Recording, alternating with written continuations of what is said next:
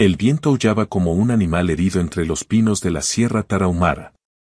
Elena Vázquez ajustó su rebozo de lana mientras caminaba por el sendero que conectaba su pequeña casa de adobe con el pueblo de San Miguel del Pino.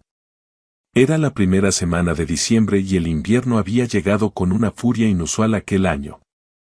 A sus 42 años, Elena conocía bien los caprichos de la sierra. Había nacido en ese mismo pueblo, se había casado con Tomás el carpintero a los 19 años, había parido a su única hija Lupita en la misma cama donde ahora dormía sola. Y había enterrado a su esposo hacía ya 5 años, cuando un accidente en la mina de la comunidad vecina se lo arrebató para siempre. Desde entonces, Elena sobrevivía vendiendo tamales de chile rojo y atole de pinole en el pequeño mercado del pueblo. No era una vida fácil, pero era una vida honesta. Mamá, ten cuidado, le había dicho Lupita esa mañana, mientras la observaba preparar la canasta de tamales. El radio dice que viene una tormenta muy fuerte. La peor en años. Elena había sonreído con esa calma que solo las mujeres que han enfrentado la adversidad pueden mostrar. Mija, si no vendo hoy, no comemos mañana. Así de simple. Ahora, mientras sentía los primeros copos de nieve golpear su rostro como pequeñas agujas heladas, Elena se preguntaba si debió haber escuchado a su hija. El cielo se había oscurecido prematuramente y la temperatura había descendido de manera alarmante en cuestión de minutos. Decidió tomar el atajo por la carretera vieja, esa que los lugareños evitaban porque serpenteaba peligrosamente entre los barrancos. Pero era el camino más corto hacia su casa, y Elena necesitaba llegar antes de que la tormenta empeorara. Fue entonces cuando lo vio. Al principio pensó que era un venado herido, o quizás un bulto de ropa que alguien había abandonado. Pero cuando se acercó, el corazón le dio un vuelco en el pecho. Era un hombre. Estaba tirado a un costado de la carretera, medio cubierto por la nieve que comenzaba a acumularse. Vestía un traje oscuro completamente fuera de lugar en aquella sierra olvidada por Dios. Sus labios estaban azules y su piel había adquirido un tono ceniciento que Elena reconoció de inmediato. Había visto ese color antes, en el rostro de su esposo cuando lo sacaron de la mina. «Dios mío», exclamó, dejando caer su canasta de tamales. Se arrodilló junto al hombre y colocó sus dedos temblorosos en su cuello. Por un momento eterno no sintió nada.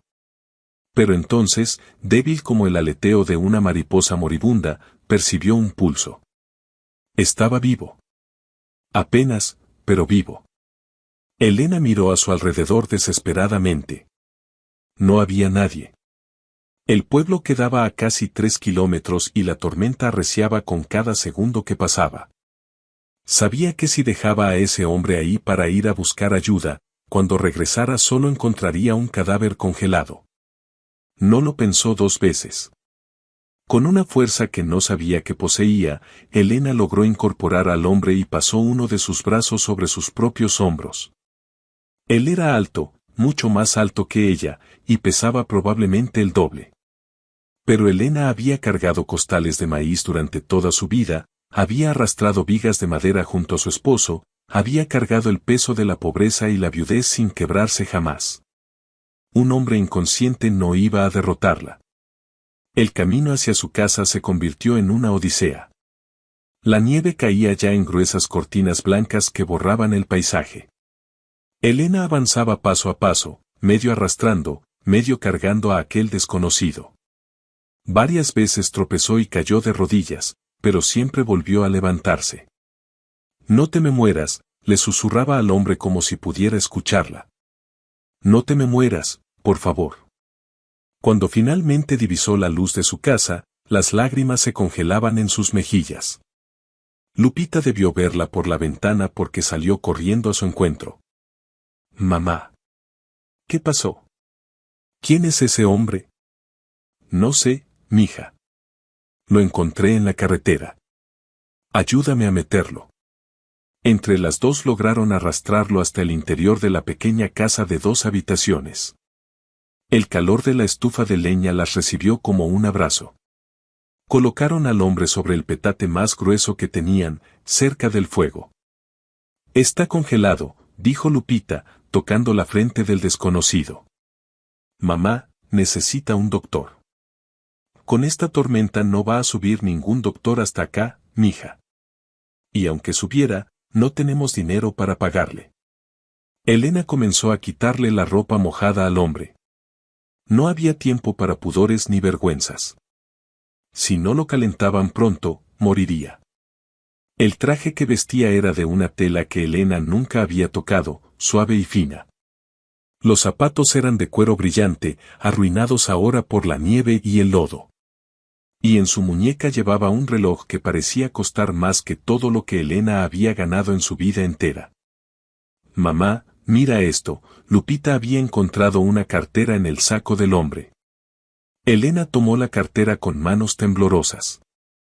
Adentro había varias tarjetas con nombres y logotipos que no reconocía, una licencia de conducir y un fajo de billetes que le hicieron contener la respiración.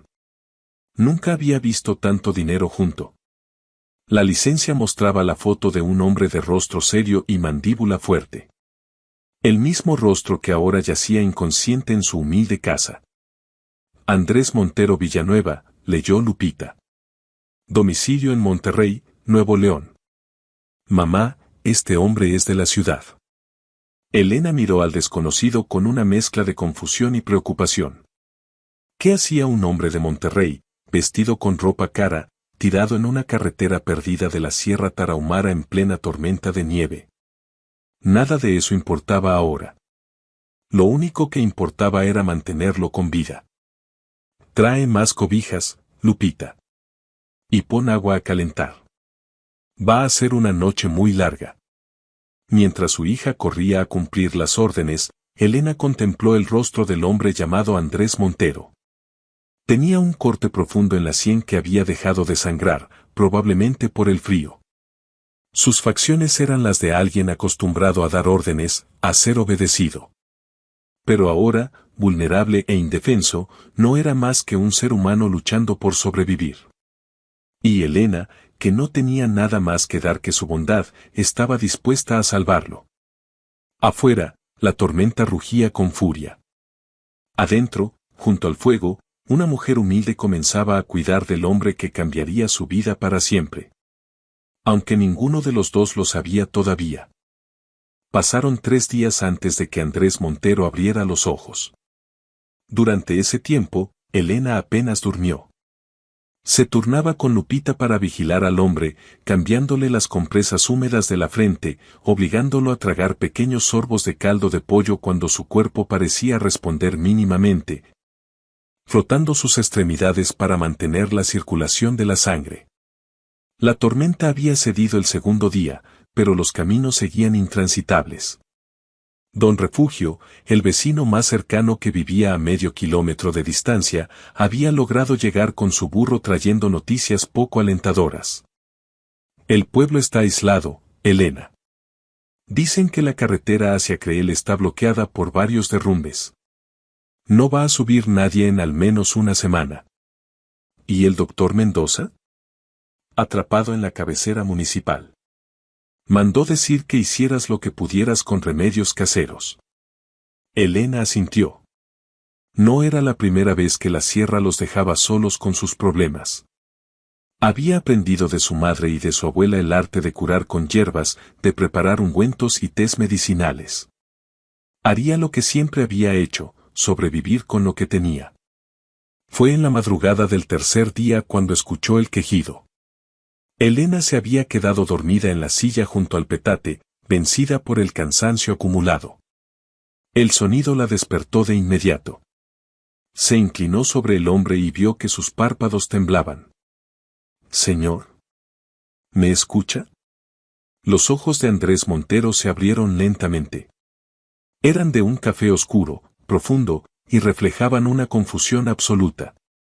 Su mirada vagó por el techo de vigas de madera, por las paredes encaladas, por las ollas de barro colgadas junto a la estufa, hasta detenerse en el rostro de Elena. ¿Dónde estoy? Su voz era un raspado, apenas audible. Está a salvo, señor. En mi casa. Lo encontré en la carretera hace 3 días. Estaba casi muerto de frío. Andrés intentó incorporarse, pero el dolor lo atravesó como un relámpago. Se llevó la mano a la cabeza y tocó el vendaje improvisado que Elena le había colocado. ¿Qué me pasó? Eso es lo que yo quisiera saber, señor. Tenía un golpe muy feo en la cabeza. Y su ropa estaba toda mojada. ¿Recuerda algo? Andrés cerró los ojos, intentando penetrar la niebla que envolvía sus recuerdos. Imágenes fragmentadas aparecían y desaparecían. Un auto. Una carretera de montaña. Discusiones. Y luego el rostro de su hermano Ricardo. Sus ojos fríos. El empujón. Mi hermano, murmuró. Mi hermano intentó matarme. Elena sintió un escalofrío recorrer su espalda. ¿Su hermano? ¿Está seguro? Andrés abrió los ojos nuevamente y la miró con una intensidad que la hizo retroceder instintivamente. Señora, necesito un teléfono. Tengo que llamar a mi empresa. A la policía. ¿Tengo que? Señor, cálmese por favor, Elena colocó una mano en su hombro. Aquí no hay teléfono. Ni señal de celular. Estamos en medio de la sierra y los caminos están bloqueados por la tormenta. No va a poder comunicarse con nadie por varios días. La expresión de Andrés pasó de la urgencia a la desesperación y finalmente a la resignación. Dejó caer la cabeza sobre la almohada improvisada de costales rellenos de paja. ¿Dónde exactamente estoy? San Miguel del Pino, Chihuahua. En la Sierra Tarahumara. La sierra, Andrés recordó vagamente haber tomado esa ruta. Ricardo había sugerido el atajo. Dijo que conocía esos caminos. Ahora entendía por qué. Estamos muy lejos de todo, ¿verdad? Bastante lejos, sí. Un silencio incómodo llenó la habitación. Andrés observó a la mujer que lo había salvado. Era de estatura baja, con el cabello negro salpicado de canas recogido en una trenza. Sus manos eran ásperas, marcadas por el trabajo duro. Y sus ojos, de un negro profundo, irradiaban una bondad genuina que Andrés había olvidado que existía en el mundo. ¿Cómo se llama usted, señora? Elena. Elena Vázquez. Señora Elena, parece que le debo la vida. Elena se encogió de hombros con esa humildad característica de quienes no buscan reconocimiento por hacer lo correcto. Cualquiera hubiera hecho lo mismo. No, Andrés negó con la cabeza. No cualquiera. Créame, yo sé de lo que hablo. Antes de que Elena pudiera responder, Lupita entró en la habitación cargando un cubo de agua del pozo. Se detuvo en seco al ver que el hombre estaba despierto. Mamá. Despertó. Sí, mija. Ven, saluda al señor Andrés. Lupita se acercó tímidamente. A sus 17 años, era la viva imagen de lo que Elena debió ser en su juventud, delgada, de rasgos finos y ojos inteligentes que parecían absorber todo a su alrededor. Mucho gusto, señor. Me llamo Lupita. Andrés logró esbozar una sonrisa débil. El gusto es mío, Lupita. Tu madre me dice que me han cuidado por 3 días. No sé cómo voy a pagarles. No tiene que pagarnos nada, intervino Elena rápidamente. En este pueblo nos ayudamos entre todos. Es lo que hacemos. Andrés observó la humilde vivienda. Las paredes agrietadas, el piso de tierra apisonada, la estufa de leña que era claramente la única fuente de calor, los muebles escasos y desgastados. Estas personas no tenían nada, y sin embargo le habían dado todo. En su mundo, en el mundo de los negocios millonarios y las juntas directivas, Andrés había olvidado que existía gente así. Gente que ayudaba sin esperar nada a cambio. Gente cuya riqueza no se medía en cuentas bancarias sino en la grandeza de su corazón. Tengo hambre, admitió, sorprendido de sentir algo tan básico después de estar al borde de la muerte. El rostro de Elena se iluminó. Eso es buena señal. Lupita, calienta el caldo. Y trae las tortillas que quedaron de ayer. Mientras su hija se movía por la pequeña cocina, Elena ayudó a Andrés a incorporarse, colocando varios costales detrás de su espalda para que pudiera estar semi-sentado. Tiene que comer despacio, le instruyó. Su cuerpo todavía está muy débil. Andrés aceptó el plato de caldo humeante que Lupita le ofreció. El primer sorbo fue una revelación. Era simple, solo pollo con verduras y sal, pero le supo a gloria.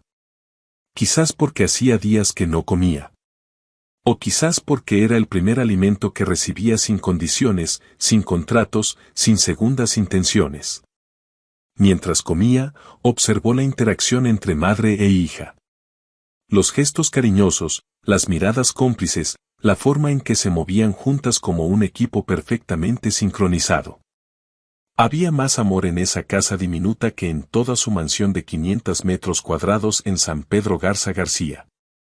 Señora Elena, dijo cuando terminó de comer, cuando pueda salir de aquí, voy a compensarla por todo esto. Se lo prometo. Elena recogió el plato vacío y le dedicó una sonrisa que no llegó del todo a sus ojos. Señor Andrés, con todo respeto, no necesito su dinero. Necesito que se recupere. Eso es todo. Y con esas palabras, la mujer humilde de la sierra le dio al multimillonario la primera lección de muchas que estaba por aprender, que el verdadero valor de las cosas no tiene nada que ver con su precio. Una semana después del despertar de Andrés, los caminos seguían bloqueados pero su salud había mejorado notablemente. Ya podía levantarse y caminar con ayuda, aunque los mareos lo asaltaban cuando permanecía de pie demasiado tiempo. Esa mañana, envuelto en un zarape viejo que Elena le había prestado, observaba por la pequeña ventana el paisaje nevado que rodeaba la casa. Los pinos se alzaban como centinelas silenciosos, cubiertos de blanco, bajo un cielo gris que amenazaba con más nieve. Era un mundo completamente ajeno a todo lo que conocía. Es hermoso, ¿verdad? Elena se acercó con 2 tazas de café de olla humeante. A veces olvido lo bonito que es porque lo veo todos los días. Andrés aceptó la taza, sintiendo el calor reconfortante entre sus manos. Muy diferente a Monterrey. Nunca he ido a Monterrey. De hecho, nunca he salido de Chihuahua. El lugar más lejos que he viajado es Creel, para vender tamales cuando hay temporada de turistas. Andrés la miró con curiosidad. En su mundo, la gente viajaba constantemente. Él mismo tenía más millas acumuladas en aerolíneas que días vividos. La idea de que alguien pudiera pasar toda su vida en un radio de 100 kilómetros le resultaba casi incomprensible. ¿Nunca quiso conocer otros lugares?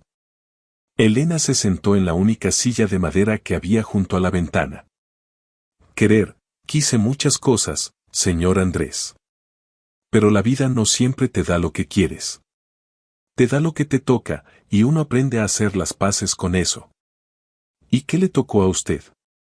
Fue una pregunta atrevida, lo supo en cuanto la formuló. Pero había algo en esa mujer, una fortaleza tranquila, que lo hacía querer conocer su historia. Elena dio un sorbo largo a su café antes de responder. Me tocó nacer pobre, en un pueblo pobre, en una sierra olvidada. Me tocó un padre que se fue cuando yo tenía 6 años y una madre que trabajó hasta el último día de su vida para darnos de comer a mí y a mis hermanos. Me tocó un marido bueno que me amó de verdad, pero que murió joven. Y me tocó una hija que es mi único tesoro en este mundo. Lupita. Lupita, confirmó Elena con una sonrisa. Esa niña es más inteligente que todos nosotros juntos. Saca las mejores calificaciones de su escuela. Sus maestros dicen que podría estudiar lo que quisiera. Ella quiere ser doctora. ¿Y por qué no estudia medicina? La mirada de Elena se ensombreció ligeramente. ¿Sabe cuánto cuesta estudiar medicina en México, señor Andrés? ¿Sabe cuánto cuestan los libros, los uniformes, vivir en una ciudad donde haya universidad? Más de lo que yo podría ganar en 10 vidas vendiendo tamales. Andrés sintió una punzada de vergüenza. Él había pagado la carrera de medicina de los hijos de varios de sus empleados como parte de programas de responsabilidad social corporativa. Lo había hecho por los beneficios fiscales, sin pensar nunca en las personas reales detrás de esas estadísticas. Los sueños de los pobres siempre cuestan más, continuó Elena. No porque valgan más, sino porque tenemos que pagar con todo lo que tenemos para alcanzarlos. Y a veces ni así. El silencio que siguió fue denso, cargado de verdades incómodas. Señora Elena, dijo Andrés finalmente, ¿sabe quién soy yo? Sé lo que dice su licencia. Andrés Montero de Monterrey. Y por su ropa y su reloj, sé que tiene dinero. Mucho dinero. Soy el fundador de Grupo Montero. La tercera constructora más grande de México. Elena lo miró sin expresión alguna. ¿Y eso qué significa? Andrés casi se ríe. Era la primera vez en décadas que alguien le preguntaba eso. Estaba tan acostumbrado a que su nombre abriera puertas, generara reverencias, provocara adulación o envidia. Significa que tengo más dinero del que podría gastar en 1000 vidas. Tengo edificios, fábricas, cientos de empleados. Tengo una casa que parece un museo, carros que nunca uso, trajes que jamás repito. ¿Y lo hace feliz? La pregunta lo golpeó como un puñetazo. Creí que sí, admitió después de una larga pausa. Creí que sí hasta que mi propio hermano intentó matarme para quedarse con todo. Elena no mostró sorpresa. Había escuchado las palabras que Andrés murmuró cuando despertó. Cuénteme, dijo simplemente. Y Andrés, que nunca hablaba de sus problemas con nadie, que había construido muros alrededor de su corazón más gruesos que los de sus edificios, se encontró contándole todo a esa mujer desconocida. Le contó sobre Ricardo, su hermano menor, a quien había traído a la empresa hace 15 años. Le contó cómo lo había convertido en su socio, su mano derecha, su persona de confianza. Le contó sobre los desacuerdos recientes, las discusiones sobre el rumbo de la empresa, la ambición desmedida que había visto crecer en los ojos de su hermano. Le contó sobre el viaje de negocios a Chihuahua para revisar un proyecto de construcción. Cómo Ricardo había insistido en acompañarlo. Cómo había sugerido tomar la carretera de la sierra para visitar un terreno potencial. Cómo, en un tramo solitario, Ricardo había detenido el auto y le había revelado sus verdaderas intenciones. Me dijo que estaba cansado de ser el segundo, la voz de Andrés se quebró. ¿Qué merecía más? Que yo me había vuelto débil, sentimental, que estaba frenando el crecimiento de la empresa con mis escrúpulos. ¿Escrúpulos? Yo me negaba a hacer ciertas cosas. Sobornar funcionarios, cortar esquinas en la seguridad de las construcciones, desplazar comunidades para construir desarrollos. Ricardo decía que eso era debilidad. Elena escuchaba en silencio, su rostro impasible. Forcejeamos, continuó Andrés. Me golpeó en la cabeza con algo, no recuerdo qué. Y luego me sacó del auto y me dejó ahí, en medio de la tormenta. Debió pensar que el frío terminaría el trabajo. Pero no contó con que yo pasara por ahí. No contó con usted, señora Elena. Por primera vez, Elena mostró una emoción visible, una tristeza profunda que oscureció sus ojos. La sangre de uno a veces es la que más daño hace. Mi padre nos abandonó sin mirar atrás. Un hermano mío se metió en el alcohol y destruyó a su familia antes de destruirse a sí mismo. La familia puede ser bendición o maldición, señor Andrés. Y a veces no sabemos cuál hasta que es demasiado tarde. Andrés dejó escapar un suspiro largo. Cuando salga de aquí, voy a tener que enfrentarlo. Recuperar mi empresa, denunciarlo a las autoridades, destruir a mi propio hermano legalmente. ¿Y eso le da paz? No. Me da terror. Pero no tengo opción. Elena se levantó y colocó una mano sobre el hombro de Andrés. Era un gesto simple, pero cargado de una compasión que él no sabía que necesitaba tanto. Siempre hay opciones, señor Andrés. A veces solo no las vemos porque estamos demasiado asustados o enojados. Pero siempre hay opciones. En ese momento, Lupita entró corriendo a la casa, con las mejillas rojas por el frío y los ojos brillantes de emoción. Mamá. Don Refugio dice que mañana abren el camino. Ya vienen las máquinas a quitar la nieve. Elena y Andrés intercambiaron una mirada. El mundo real estaba a punto de irrumpir en su pequeño refugio de la sierra. Y ambos sabían que nada volvería a ser igual. El sonido de los motores rompió la quietud de la sierra al amanecer. Las máquinas quitanieves de la Secretaría de Comunicaciones habían trabajado toda la noche para despejar el camino principal que conectaba San Miguel del Pino con la carretera federal hacia Creel. Andrés observó desde la ventana cómo el mundo exterior comenzaba a infiltrarse en aquel pueblo olvidado. Primero llegó una camioneta de suministros. Luego el cartero, que no había podido entregar correspondencia en 10 días. Y finalmente, cerca del mediodía, apareció una patrulla de la policía estatal. Elena estaba en el mercado vendiendo los tamales que había preparado la noche anterior cuando vio a los dos oficiales bajarse del vehículo y preguntar por ella. El corazón le dio un vuelco.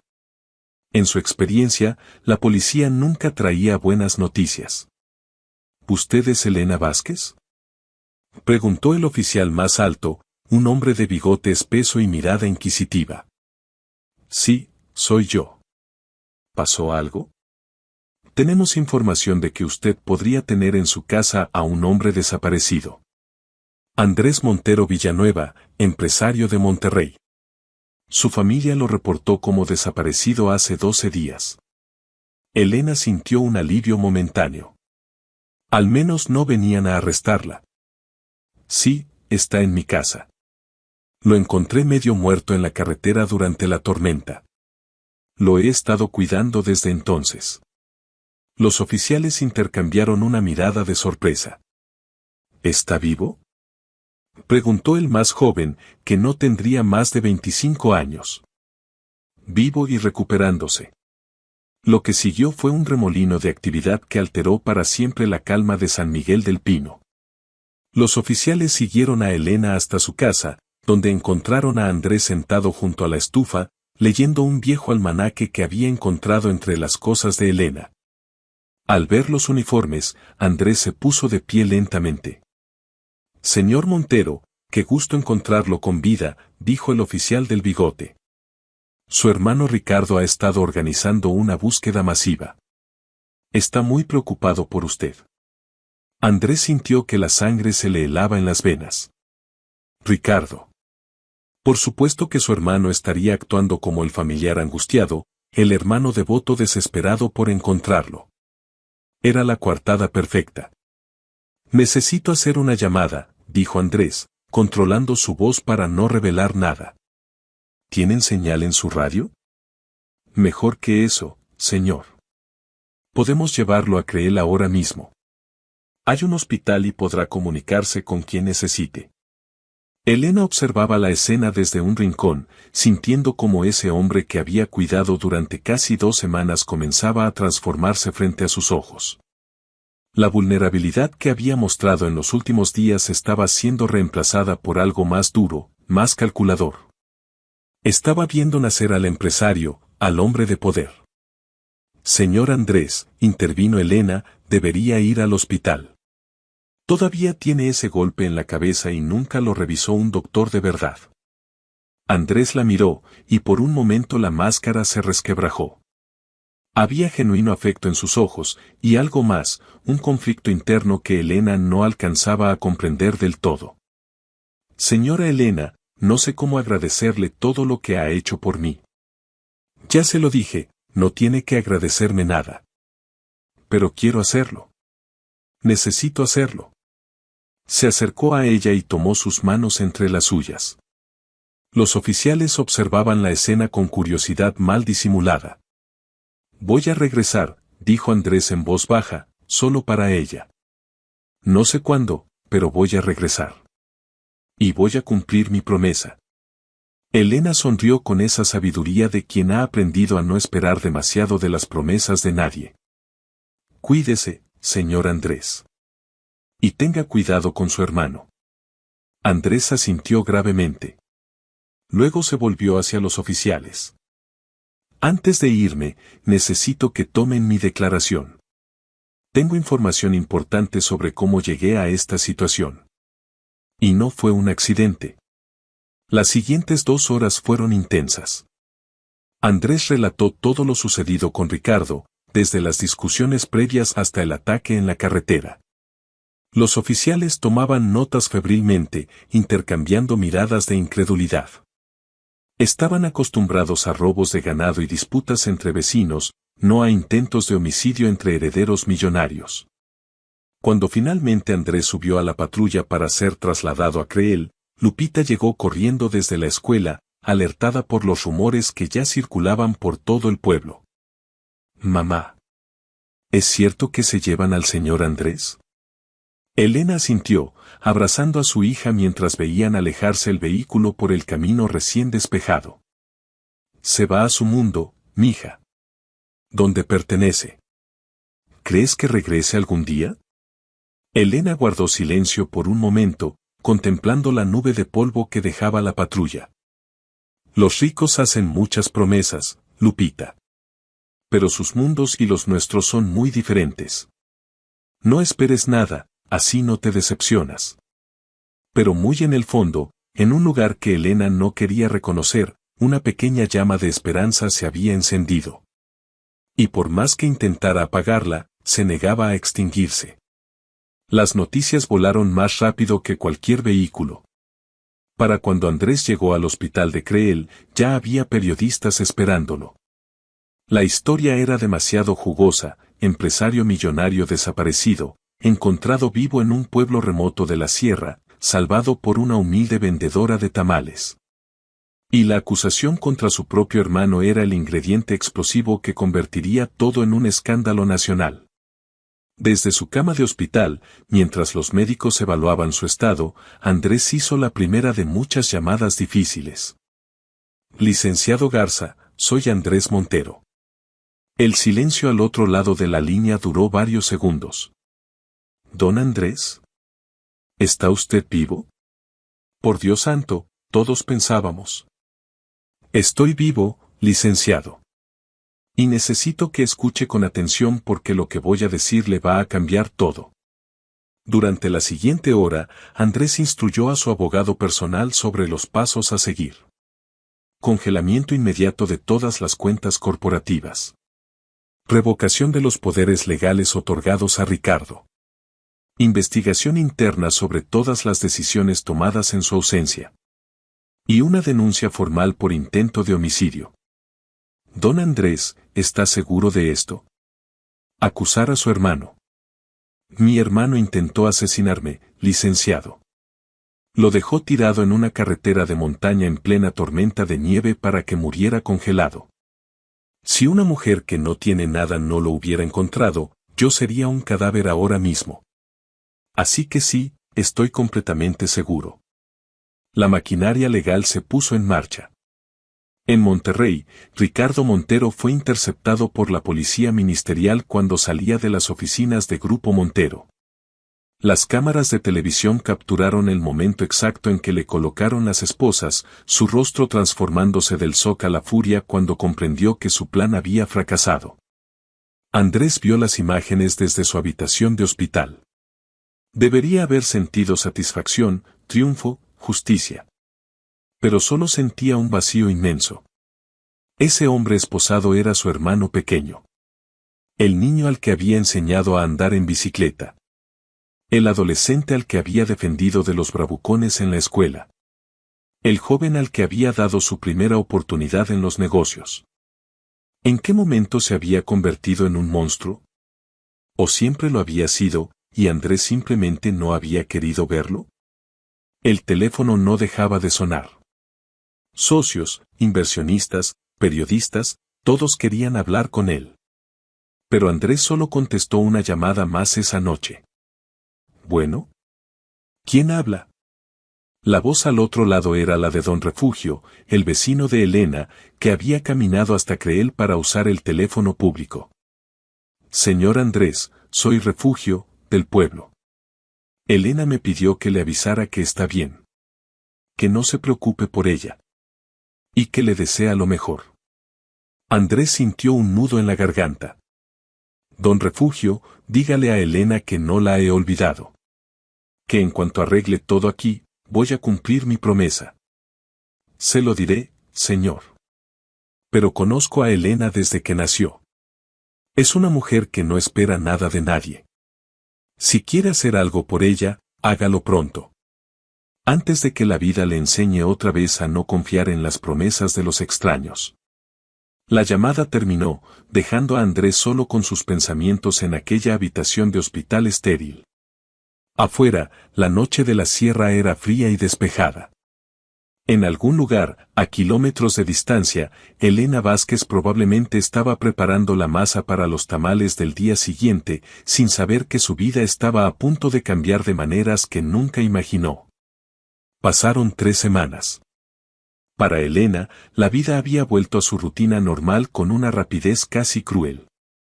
Se levantaba antes del amanecer, preparaba tamales, caminaba al mercado, vendía lo que podía, regresaba a casa, cenaba con Lupita, dormía, y repetía.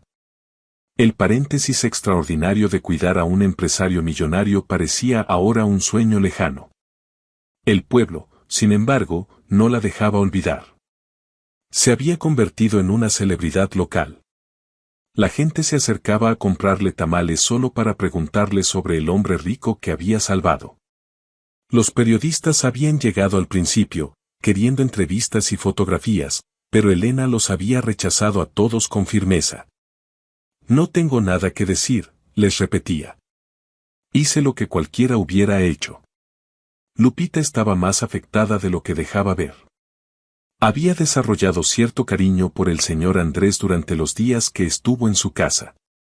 Le gustaba escucharlo hablar sobre el mundo exterior, sobre las ciudades grandes, sobre las posibilidades infinitas que existían más allá de la sierra. Mamá, ¿crees que el señor Andrés se acordará de nosotras? Elena suspiraba cada vez que su hija hacía esa pregunta. Mija, ese hombre tiene problemas muy grandes que resolver. Su hermano intentó matarlo. Tiene que recuperar su empresa, enfrentar juicios, hablar con la prensa. Somos lo último en lo que va a pensar. Pero él dijo que iba a regresar. Los hombres dicen muchas cosas, Lupita. Lo importante es lo que hacen. Era un jueves de enero cuando todo cambió. Elena estaba en el mercado, como cada mañana, cuando escuchó un ruido que no pertenecía a San Miguel del Pino. Era el sonido de un motor potente, diferente a las camionetas destartaladas y los tractores viejos que ocasionalmente pasaban por el pueblo. Un vehículo negro, brillante como un espejo, se detuvo en la plaza principal. La gente comenzó a reunirse, curiosa. De ese tipo de auto solo habían visto en las películas. La puerta del conductor se abrió y bajó un hombre de traje oscuro que claramente era un chofer. Rodeó el vehículo y abrió la puerta trasera. Andrés Montero descendió, vestido con ropa mucho más casual que la última vez, jeans, una chamarra de cuero, botas que parecían nuevas pero prácticas. Se había dejado crecer una barba corta que le daba un aspecto diferente, más humano, menos ejecutivo. Sus ojos recorrieron la plaza hasta encontrar lo que buscaba. Elena, de pie junto a su canasta de tamales, con el rebozo cubriéndole los hombros y una expresión de absoluta incredulidad en el rostro. Andrés caminó hacia ella, ignorando los murmullos y las miradas de los curiosos. Señora Elena. Señor Andrés. Se miraron por un momento que pareció eterno. Elena no sabía qué decir. Había pasado semanas convenciéndose de que nunca volvería a verlo, y ahora estaba ahí, frente a ella, tan real como el frío de la mañana. Le dije que iba a regresar, dijo Andrés con una sonrisa que transformaba completamente su rostro serio. Pensé que era una promesa vacía. Entiendo por qué pensaría eso. Pero necesitaba arreglar algunas cosas primero. Cosas importantes. Del interior del vehículo, otro hombre bajó cargando un maletín. Era más joven, con lentes y aspecto de oficinista. Señora Elena, le presento al licenciado Marcos Fuentes, mi abogado de confianza. Viene a explicarle algo que quiero hacer por usted y por Lupita. Elena sintió que el suelo se movía bajo sus pies. Señor Andrés, ya le dije que no necesito.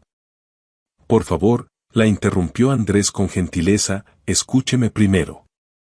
Si después de escuchar no quiere aceptar nada, lo respetaré. Pero al menos permítame explicarle. Elena miró a su alrededor. Todo el pueblo parecía estar observando. Sintió vergüenza, incomodidad, pero también una curiosidad que no podía negar. Está bien. Pero no aquí. Vamos a mi casa. El camino hacia la casa de Elena fue silencioso. Andrés caminó junto a ella mientras el chofer y el abogado lo seguían a distancia prudente. Los vecinos asomaban por las ventanas, los niños corrían para ver el auto lujoso, los perros ladraban al extraño convoy. Una vez dentro de la humilde vivienda, Elena sirvió café mientras el licenciado Fuentes abría su maletín sobre la mesa. Señora Elena, comenzó Andrés, lo que usted hizo por mí no tiene precio. Me salvó la vida, literalmente. Sin su intervención, yo habría muerto esa noche. Y durante los días que pasé en esta casa, recuperándome, aprendí cosas que había olvidado. Sobre la bondad genuina. Sobre lo que realmente importa. Sobre el valor de las personas más allá de sus cuentas bancarias. Elena escuchaba sin decir nada, sus manos envolviendo la taza de café como si necesitara algo a que aferrarse. No puedo pagarle lo que me dio, continuó Andrés, porque no tiene precio. Pero puedo hacer algo por usted y por su hija. Algo que espero acepte no como caridad, sino como gratitud sincera de un hombre que le debe todo. El licenciado Fuentes sacó varios documentos del maletín. Señora Vázquez, el señor Montero ha establecido un fideicomiso educativo a nombre de su hija Guadalupe. Este fideicomiso cubrirá todos los gastos de preparatoria, universidad y, si ella lo desea, especialización médica. Incluye colegiatura, libros, vivienda, alimentación y un estipendio mensual para gastos personales. Elena palideció. Eso es demasiado. No es suficiente, dijo Andrés. Lupita me contó que quiere ser doctora. Una joven tan brillante merece la oportunidad de cumplir su sueño. Y este país necesita más doctores con corazón, formados por madres como usted. Las lágrimas comenzaron a rodar por las mejillas de Elena sin que pudiera evitarlo. Hay más, el licenciado continuó. El señor Montero también ha adquirido una propiedad comercial en Creel, más accesible que este pueblo. Está a su nombre, señora Vázquez. Es un local con vivienda en la parte superior. Ideal para un negocio de comida si usted decide expandir su venta de tamales. Elena negaba con la cabeza, abrumada. No puedo aceptar esto. Es demasiado. La gente va a pensar. ¿Qué van a pensar? Andrés se inclinó hacia adelante. ¿Que una mujer buena recibió ayuda de alguien a quien salvó la vida? Señora Elena, usted me enseñó que la bondad existe sin esperar nada a cambio. Ahora permítame enseñarle que la gratitud también puede ser desinteresada. El silencio llenó la pequeña casa. Afuera, el viento de la sierra soplaba suavemente entre los pinos. ¿Y qué quiere usted a cambio?, preguntó Elena finalmente, la desconfianza de toda una vida de pobreza asomando en su voz. Andrés sonrió tristemente. Nada, señora Elena. Absolutamente nada. Solo quiero que Lupita tenga las oportunidades que merece. Y que usted no tenga que trabajar hasta el último día de su vida para sobrevivir. Eso es todo. Elena lo miró fijamente, buscando en sus ojos cualquier señal de falsedad, de segundas intenciones, de esa crueldad disfrazada que había aprendido a reconocer en los poderosos. Pero solo encontró sinceridad. Y algo más. Algo que se parecía peligrosamente al afecto. Los meses siguientes fueron de transformación. Lupita, después de una larga conversación con su madre, aceptó el fideicomiso educativo con la condición de que trabajaría duro para merecerlo. Se inscribió en la mejor preparatoria de Chihuahua Capital, con un programa especial para estudiantes que aspiraban a carreras médicas. La despedida entre madre e hija fue desgarradora, pero ambas sabían que era necesaria. No me decepciones, mija, le dijo Elena, abrazándola en la estación de autobuses. Nunca, mamá. Te lo prometo. Elena, por su parte, se resistió más tiempo a los cambios. Se negó inicialmente a mudarse a Creel, argumentando que San Miguel del Pino era su hogar, que no conocía otra vida. Pero la soledad de la casa sin Lupita, combinada con las dificultades crecientes del invierno y las visitas periódicas de Andrés, fueron debilitando su resistencia. Porque Andrés regresaba. Una vez al mes, a veces más, aparecía en su camioneta negra con provisiones, noticias de Lupita y una compañía que Elena no quería admitir que había empezado a necesitar. ¿No tiene mejores cosas que hacer un empresario tan importante?, le preguntó una tarde de marzo mientras tomaban café en el portal de su casa, viendo caer la última nevada de la temporada. Tengo muchas cosas que hacer, respondió Andrés. Pero pocas que valgan la pena tanto como esto. Elena sintió el calor subir a sus mejillas y desvió la mirada. La gente habla, señor Andrés. Dicen que usted viene a verme por otras razones. ¿Y qué razones creen que son? Razones de hombre. Ya sabe cómo es la gente. Andrés guardó silencio por un momento, contemplando los pinos cubiertos de blanco. ¿Y qué piensa usted, señora Elena? ¿Por qué cree que vengo? Elena no respondió. No podía. Porque la verdad era que ella misma no sabía qué pensar. Este hombre había entrado en su vida como un moribundo y se había convertido en algo que no sabía cómo nombrar. ¿Amigo? ¿Benefactor? ¿Algo más? Vengo porque aquí encontré algo que no sabía que me faltaba, dijo Andrés finalmente. Paz. Humanidad. Alguien que me ve como persona y no como una chequera con patas. Yo no lo veo así. Lo sé. Por eso vengo. La primavera llegó a la sierra con su explosión de colores. Elena finalmente aceptó mudarse a Creel, más por practicidad que por otra cosa. El local que Andrés había comprado para ella era perfecto, una cocina amplia en la planta baja ideal para preparar tamales a mayor escala. Y un apartamento cómodo arriba con 2 habitaciones para cuando Lupita viniera de visita. El negocio prosperó más rápido de lo esperado. Los tamales de Elena se hicieron famosos en todo Creel. Los turistas que visitaban la zona los buscaban específicamente después de leer reseñas en Internet. Tuvo que contratar ayuda, 2 mujeres del pueblo que necesitaban trabajo y a quienes Elena entrenó personalmente en sus recetas familiares. Lupita venía cada que podía, radiante con sus historias de la preparatoria, sus nuevas amistades, sus calificaciones perfectas.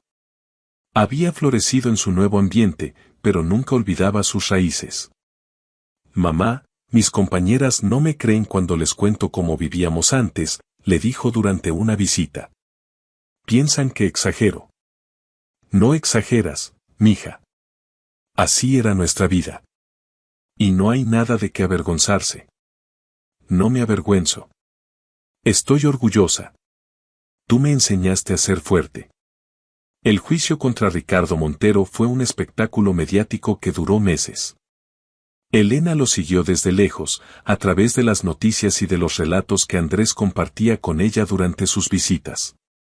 La evidencia era abrumadora, registros telefónicos, el testimonio de un cómplice que Ricardo había contratado para ayudarlo a simular el accidente y las propias declaraciones contradictorias del acusado.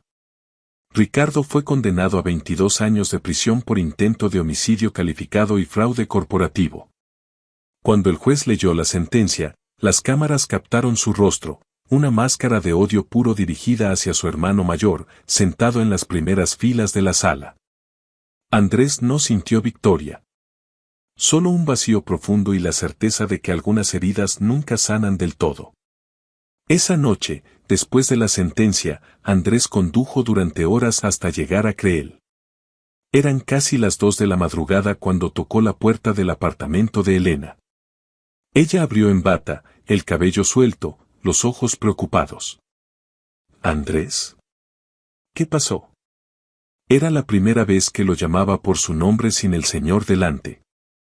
No quería estar solo esta noche, admitió él, la vulnerabilidad desnuda en su voz. Elena no dijo nada. Simplemente se hizo a un lado para dejarlo entrar. Le preparó café, lo escuchó hablar durante horas sobre su hermano, sobre su familia rota, sobre la soledad de tener todo el dinero del mundo y nadie con quien compartir lo que realmente importaba. Y cuando finalmente se quedó dormido en el sofá, exhausto por el peso de todo lo vivido, Elena lo cubrió con una cobija y se permitió, por primera vez, acariciar su cabello con ternura. Algo había cambiado entre ellos. Algo que ninguno de los dos se atrevía a nombrar todavía. Pero ambos lo sentían. Y ambos sabían que tarde o temprano tendrían que enfrentarlo. El verano llegó a Chihuahua con su calor seco y sus atardeceres anaranjados. Habían pasado casi 8 meses desde aquella noche de tormenta en que Elena encontró a Andrés moribundo en la carretera, y sus vidas estaban entrelazadas de maneras que ninguno de los dos había previsto. El negocio de tamales de Elena se había convertido en un referente gastronómico de Creel. Los tamales de Doña Elena aparecía ahora en guías turísticas y blogs de viajeros. Había tenido que ampliar el local, contratar más personal, y por primera vez en su vida tenía una cuenta de banco con ahorros suficientes para no preocuparse por el mañana. Pero esa mañana de julio, mientras preparaba la masa en su cocina ampliada, Elena no pensaba en tamales ni en negocios. Pensaba en Andrés. Las visitas de él se habían vuelto más frecuentes y más largas. Ya no venía solo una vez al mes. A veces pasaba semanas enteras en Creel, trabajando a distancia desde una cabaña que había rentado cerca del centro. Decía que necesitaba alejarse del caos de Monterrey, del acoso de los medios, de las miradas de lástima y curiosidad que lo seguían a todas partes desde el escándalo con su hermano. Pero Elena sabía que había otra razón. Lo veía en la forma en que Andrés la miraba cuando creía que ella no se daba cuenta. Lo sentía en la manera en que sus manos se rozaban accidentalmente y ninguno de los dos se apartaba. Lo escuchaba en los silencios cargados de palabras no dichas que llenaban sus conversaciones. Mamá, tienes que hablar con él. Lupita había llegado el día anterior para pasar las vacaciones de verano. A sus 18 años recién cumplidos, había desarrollado una madurez que a veces sorprendía a Elena. La preparatoria la había transformado, pero no en el mal sentido. Seguía siendo la misma joven de corazón noble, solo que ahora con más herramientas para expresar lo que pensaba. ¿Hablar de qué?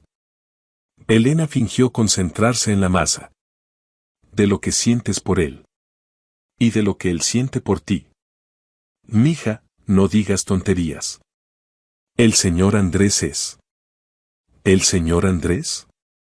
Mamá, lo llamas Andrés cuando crees que nadie te escucha.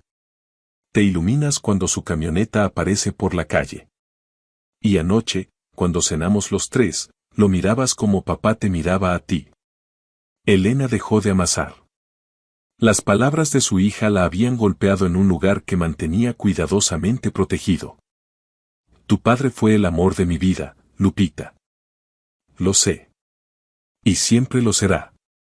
Pero papá murió hace 6 años, mamá. Y él habría querido que fueras feliz. Elena sintió las lágrimas amenazando con salir, pero las contuvo con la práctica de toda una vida. Es complicado, mija. Él y yo somos de mundos diferentes. Él tiene millones, empresas, una vida que yo no entiendo. ¿Qué hago yo en ese mundo? ¿Y qué hace él aquí entonces? Lupita se acercó y tomó las manos de su madre, cubiertas de masa. Mamá, ese hombre tiene todo el dinero del mundo y podría estar en cualquier lugar del planeta. Podría estar en playas de Europa, en rascacielos de Nueva York, en fiestas de gente famosa. Y sin embargo, cada vez que puede, maneja horas para venir a este pueblo a comer tamales contigo y ver atardeceres desde tu portal. ¿No te dice eso algo? Elena no tenía respuesta. O más bien, tenía una respuesta que le daba miedo pronunciar en voz alta.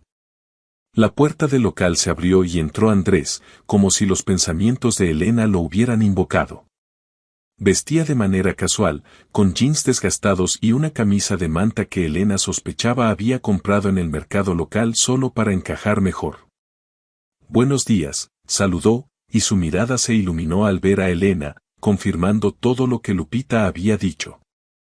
Buenos días, respondió Elena, limpiándose las manos en el delantal. Llegas temprano. No podía dormir. Pensé en venir a ayudar con el desayuno. Lupita sonrió con picardía. Qué conveniente. Yo justamente tenía que ir a hacer unas cosas. Los dejo solos.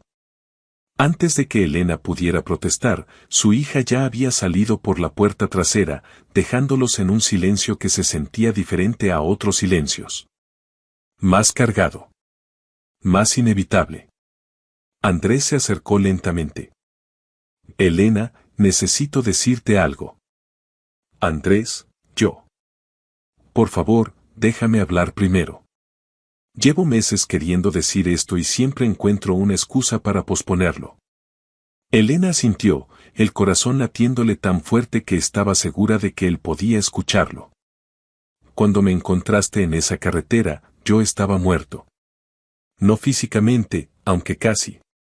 Estaba muerto por dentro.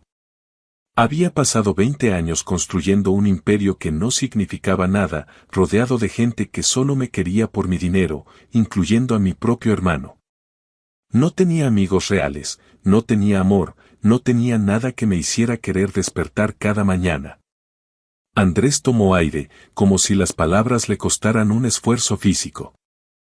Y entonces desperté aquí, en tu casa, rodeado de nada y de todo al mismo tiempo. Vi cómo tú y Lupita vivían con tan poco y sin embargo tenían tanto. Vi tu bondad, tu fuerza, tu dignidad. Y algo dentro de mí empezó a despertar también. Andrés.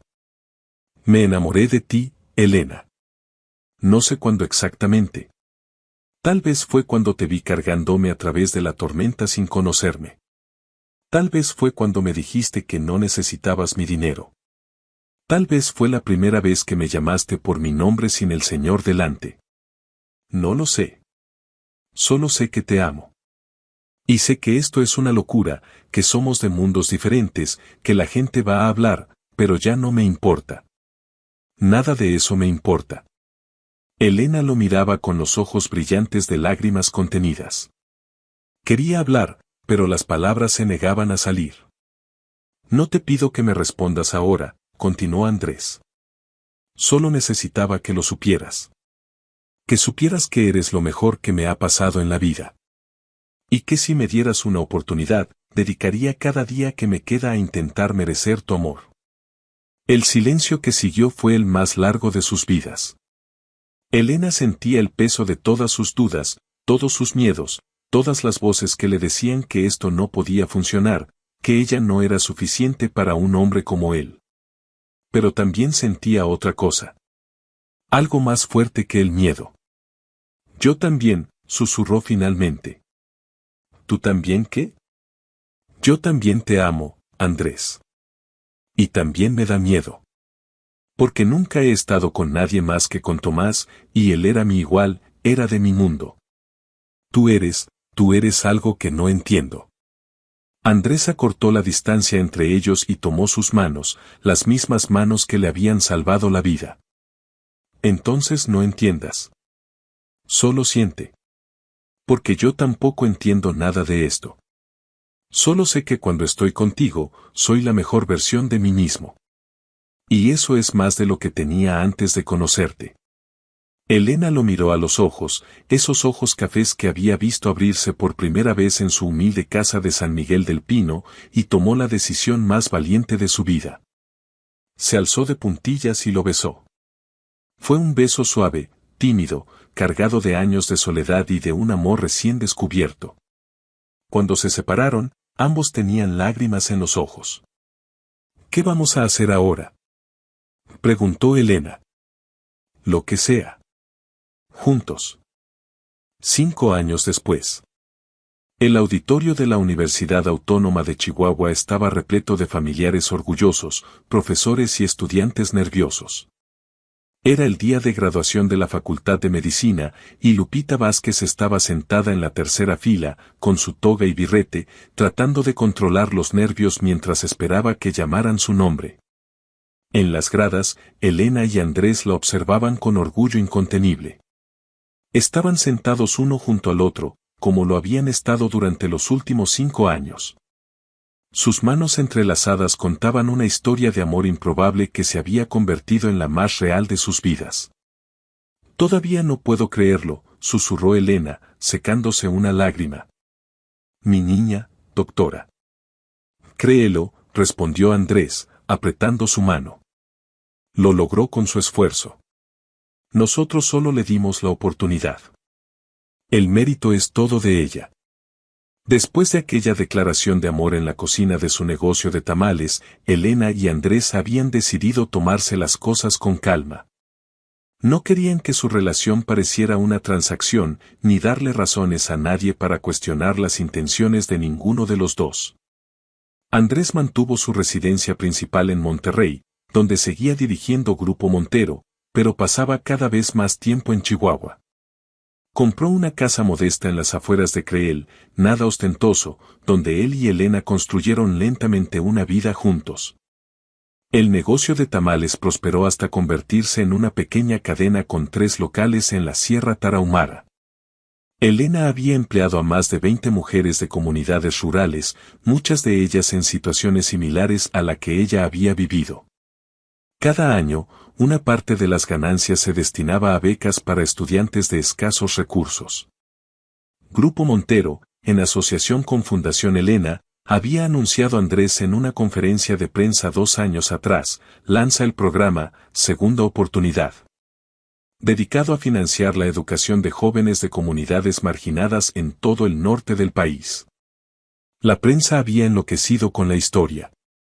El empresario millonario salvado por una humilde vendedora de tamales, ahora dedicado a transformar vidas juntos. Algunos lo llamaron estrategia de relaciones públicas. Otros, redención genuina. A Elena y Andrés les importaba poco lo que dijeran. Ellos sabían la verdad. Se casaron en una ceremonia íntima en San Miguel del Pino, el mismo pueblo donde todo había comenzado. Elena insistió en que fuera ahí, en la pequeña iglesia de adobe donde la habían bautizado y donde se había casado con Tomás tantos años atrás. ¿Estás segura?, le había preguntado Andrés. Podemos hacer la boda donde quieras. París, Nueva York, una playa del Caribe. Quiero casarme donde soy Elena, había respondido ella. No donde la gente espera ver a la esposa de Andrés Montero. La boda fue sencilla y perfecta. Asistieron los vecinos del pueblo, algunos familiares de Elena que aún vivían en la sierra, los empleados más cercanos de Andrés, y por supuesto, Lupita, que sirvió como dama de honor de su madre con orgullo infinito. Ahora, 5 años después, Elena veía los frutos de todas las decisiones que habían tomado juntos. No solo en Lupita, que estaba a punto de convertirse en doctora, sino en los cientos de jóvenes que habían recibido becas, en las mujeres que ahora tenían empleos dignos. En las comunidades que habían sido impactadas por sus proyectos conjuntos. Guadalupe Vázquez Moreno, anunció el rector. Elena se puso de pie, aplaudiendo tan fuerte que le dolían las manos, mientras su hija caminaba hacia el escenario a recibir su título. Lupita buscó con la mirada entre la multitud hasta encontrar a su madre, y le dedicó una sonrisa que decía más que cualquier palabra. Lo logré, mamá. Lo logramos. Después de la ceremonia, Ya con el sol comenzando a descender sobre las montañas de Chihuahua, los tres se sentaron en una banca del jardín universitario. Lupita sostenía su título como si fuera el tesoro más valioso del mundo. Doctora Lupita Vázquez, dijo Andrés. Suena bien. Todavía tengo que hacer la residencia, respondió Lupita. Pero ya tengo un plan. ¿Ah, sí? Elena la miró con curiosidad. Quiero especializarme en medicina rural. Quiero regresar a la sierra, mamá. Quiero ser la doctora que nosotros nunca tuvimos. La que hubiera podido salvar al señor Andrés si no lo hubieras encontrado tú primero. Elena sintió que las lágrimas regresaban. Mija, eso significa vivir en lugares difíciles, sin las comodidades que ahora tienes. Lo sé. Pero tú me enseñaste que las comodidades no son lo importante. Me enseñaste que lo importante es ayudar a los demás, aunque no tengas nada. Ahora tengo conocimientos, tengo un título. Quiero usar todo eso para hacer lo mismo que tú hiciste por él, señaló a Andrés. Salvar vidas. Andrés carraspeó, intentando disimular la emoción. Si es lo que quieres, tienes todo nuestro apoyo. Grupo Montero puede construir clínicas rurales, equiparlas, financiar programas de salud comunitaria. Solo di dónde y cuándo. Lupita sonrió. Tenía la esperanza de que dijeras eso. Elena los miró a ambos, a su hija convertida en una mujer extraordinaria y al hombre que el destino había puesto en su camino de la manera más improbable posible. Pensó en todo lo que había vivido, la pobreza, la pérdida de Tomás, los años de lucha solitaria, aquella noche de tormenta que había cambiado todo. Si alguien le hubiera dicho entonces, mientras arrastraba a un desconocido moribundo a través de la nieve, que ese momento sería el inicio de una nueva vida, no lo habría creído. La Elena de entonces no creía en los finales felices. Creía en la supervivencia, en el trabajo duro, en aceptar lo que la vida te daba sin esperar nada más. Pero la vida, a veces, te sorprende. ¿En qué piensas? Le preguntó Andrés, notando su expresión contemplativa. En la noche que te encontré, respondió Elena. En todo lo que vino después. ¿Te arrepientes de algo? Elena negó con la cabeza. De nada. Absolutamente de nada. Andrés la besó en la frente con ternura. Yo tampoco. Esa tormenta casi me mata. Pero también me dio la vida. La verdadera vida. Lupita los observaba con una sonrisa. Ustedes dos son la prueba de que las historias de amor más hermosas no siempre comienzan como uno espera. A veces comienzan con una tormenta de nieve y un hombre medio muerto en una carretera. Y una mujer lo suficientemente terca como para no dejarlo morir, agregó Andrés. Terca no, corrigió Elena con una sonrisa. Esperanzada. Siempre esperanzada. El sol terminó de ponerse sobre las montañas, pintando el cielo de naranjas y rosas. En algún lugar de la Sierra Tarahumara, en un pequeño pueblo llamado San Miguel del Pino, la vida seguía su curso como siempre. Los pinos se mecían con el viento, las estrellas comenzaban a aparecer una por una, y la carretera donde una vez un hombre casi murió ahora era parte de una historia de amor, de redención y de esperanza. Una historia que comenzó con un acto de bondad desinteresada. Y que demostró, una vez más, que a veces la mayor riqueza del mundo no puede comprarse con dinero. Solo se encuentra en el corazón de quienes dan sin esperar nada a cambio.